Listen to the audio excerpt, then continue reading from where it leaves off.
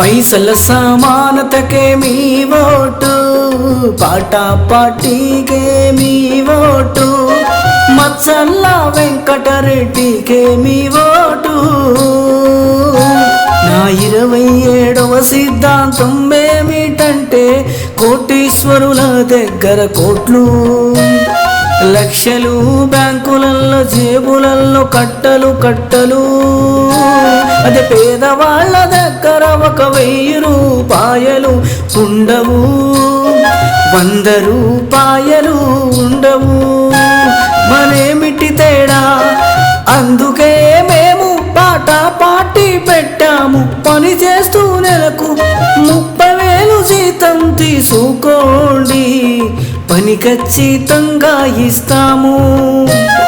పాట పాడుతూ పైసలు తీసుకోండి, ఆనందంగా ఉండండి.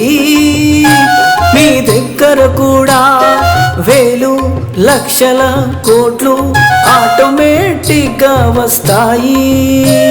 ఈ ఆర్థిక అసమానతలు తొలగించాలన్నదే మా యొక్క 27వ సిద్ధాంతం. అందుకనే మా పాటా పార్టీకి ఓటేసి మీరు అధికారం ఇస్తే మేము ప్రజల తరపున పోరాటం చేస్తాం.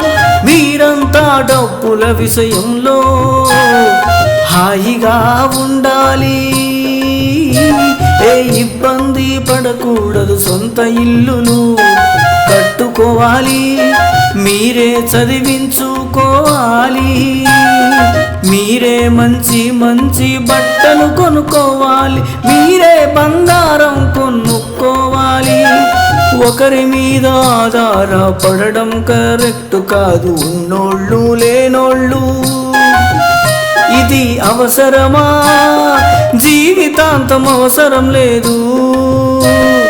అందుకని ఒక ఎదుటి మనిషి జేబులో 1 లక్ష రూపాయలు ఉంటే ఎట్లుంటది? మీ దగ్గర 1,000 లేకపోతే ఎట్లుంటది? సేమ్ అవతారం ఉంటది. ఎవడు చదువుకున్నోడో ఎవడు చదువుకోలేదో తెల్వదు. అందరూ జీన్ ప్యాంట్ టీ షర్ట్ వేస్తే అయిపోతుందా? అవ్వదు కదా. అందుకని మీకు సమానతను తీసుకొస్తాము. పాట పాడుతూ పని చేయండి, డబ్బులు తీసుకోండి.